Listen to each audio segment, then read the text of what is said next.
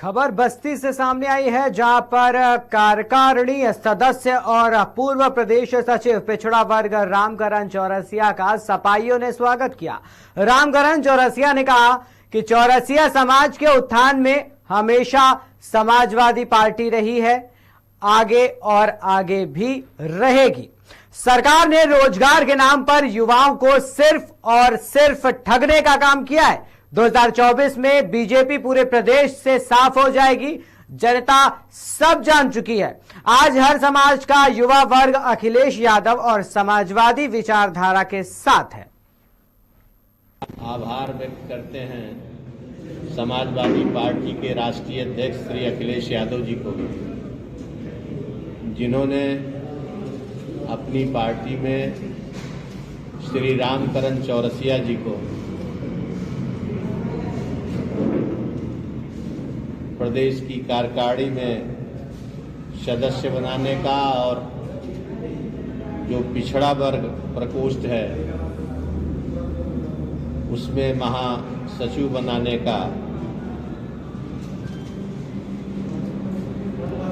जो उन्होंने चौरसिया जी को सम्मान दिया है, उसके लिए आभार व्यक्त करते हैं। और बहुत बड़ी खुशी की बात है कि ऐसे मौके पर जब आज देश में जातीय जनगणना की बात उठी है,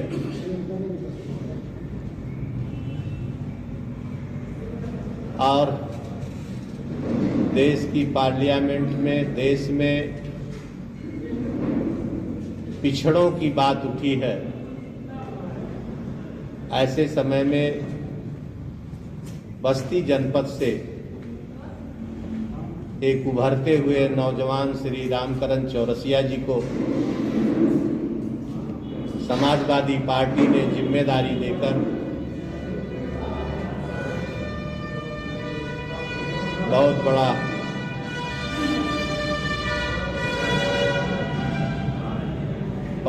अपने को पार्टी में सम्मान देने का काम किया है। निश्चित रूप से श्री रामकरण चौरसिया जी के आने से, इनको पदाधिकारी बनाने से पूरे बस्ती मंडल में जो हमारा पिछड़ा समाज है, चौरसिया समाज है, निषाद समाज है, जो पिछड़े समाज के अति पिछड़े समाज के लोग हैं, उन पर असर पड़ने का काम होगा और पार्टी को बल मिलेगा। आगामी 2024 को लेकर अगर देखा जाए तो बस्ती जनपद में समाजवादी पार्टी जो है किस तरह से लोग जनता के बीच में आएगी इस बार? 2024 आपने देखा था, समाजवादी पार्टी 2022 में भी बस्ती जनपद में, बस्ती मंडल में आई थी और 13 में से 6 सीटों पर समाजवादी पार्टी को बस्ती मंडल में विजय मिला था। और ऐसे ही रामकरण चौरसिया जैसे नौजवानों की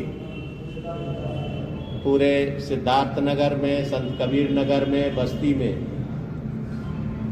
ऐसे पिछड़े समाज के नौजवानों का सहयोग और समर्थन मिला था, जिसकी बदौलत 2022 में 13 में से 6 सीटों पर समाजवादी पार्टी ने अपना परचम लहराया था। समय में 2024 में भी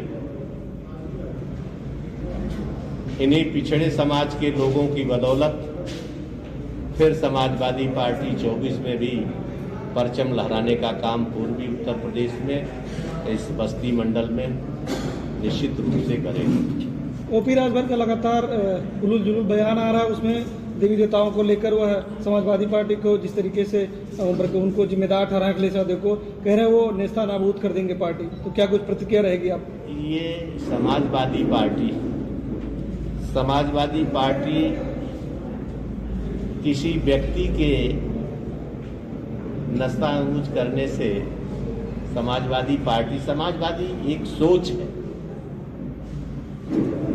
और इस सोच को समाप्त करने की मैं समझता हूं इस पूरे भारतवर्ष में किसी की हैसियत नहीं है। ओम प्रकाश जी ऐसा बोलते हैं तो वो गलत बोलते हैं। तो क्या ये माना जाए कि बस्ती में जो ओम प्रकाश राजभर की एक सीट निकली थी वो समाजवादी ठीक है या सड़ी? समाजवादी पार्टी की सीट, समाजवादी पार्टी के सहयोग से। समाजवादी पार्टी के कार्यकर्ता थे वो, समाजवादी पार्टी ने ही उनको सलाह दिया था ओम प्रकाश जी को कि अपनी चुनाव चिन्ह दे के आप लड़ा लीजिए। वो तो समाजवादी, आप जानते हो समाजवादी पार्टी को से दूधराम जी समाजवादी पार्टी के रहे। पिछली बार सड़क का जो निर्माण जो संस्तुति हुई थी, इस बार भी चुनाव के ऐन समय पे कप्तानगंज विधानसभा जो कि समाजवादी का एक विधायक है, इस बार भी चुनाव के समय एक स्वीकृति हुई है कप्तानगंज की जो कि 2022 में विधानसभा चुनाव का मुद्दा था। तो क्या यह भाजपा की नीति है या समाजवादी पार्टी को इससे कुछ लाभ मिल सकता है? आप जागरूक लोग हैं, आप एक पत्रकार की हैसियत से आप जानते हो कि क्षेत्र का प्रतिनिधि ही सिफारिश करता है और स्वीकृति तो मुख्यमंत्री के हाथ में, बजट मुख्यमंत्री के हाथ में। तो आप इसको क्या कहेंगे?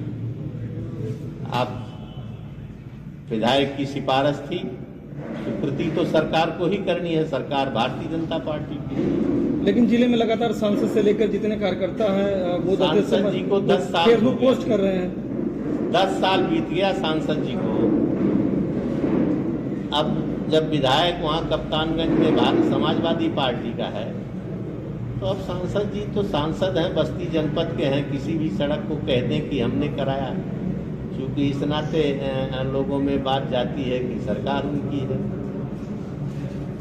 सरकार उनकी पहले भी थी, उनका विधायक भी था, तब तो नहीं करा पाए। अब स्वीकृत हो गई सड़क तो सांसद। अब ये बस्ती की सड़क है, बड़े बन से आपका ये 2 किलोमीटर सड़क स्वीकृत हुई। ये सड़क समाजवादी पार्टी के समय की स्वीकृत, बजट नहीं अलाट हुआ। अब बजट अलाट हुआ तो सांसद जी कह रहे हैं मैंने करा दिया। हमारे सदर के विधायक हैं, वो कह रहे हैं हमने करा दिया। ये सच्चाई है कि समाजवादी पार्टी के समय की सड़क। लेकिन अभी हाल ही में है जिला अध्यक्ष और प्रभारियों की सूची हुई है, तो उसमें बहुत कम ही जो पिछड़े के हैं, तो इस पे क्या प्रतिक्रिया रहेगी? क्योंकि समाजवादी पार्टी ने चुनाव के ऐन समय पे पिछड़ा वर्ग के नेता को